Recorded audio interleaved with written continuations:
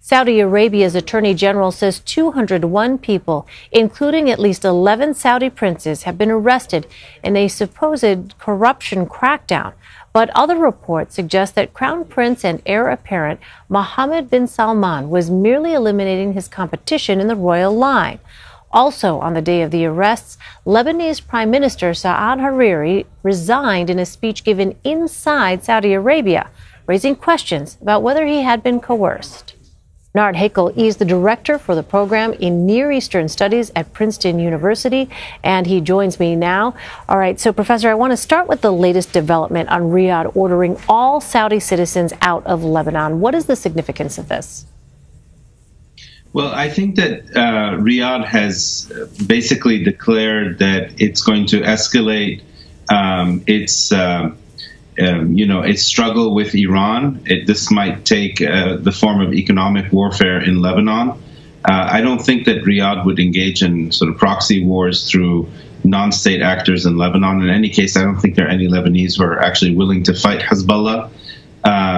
So because of this, Saudi citizens are at risk in Lebanon, so they've asked them to leave. And it's not the first time that the Saudis have done this. In the past, they've asked Saudi citizens not to visit Lebanon because of Hezbollah. Well, meanwhile, the former Lebanese prime minister is still in Saudi Arabia after announcing his resignation. What can we take away from the circumstances here? It's difficult to really ascertain with certainty why Prime Minister Hariri resigned. It could very well be because, of Iran, but it also could be because he is deeply involved as a Saudi citizen, an entrepreneur and Saudi magnate of a large construction company in Saudi Arabia. He could be involved in some of the corruption that, charges that are now being alleged in Riyadh. As I mentioned earlier, 11 princes have been arrested in Saudi Arabia, but there's speculation that it is not because of corruption.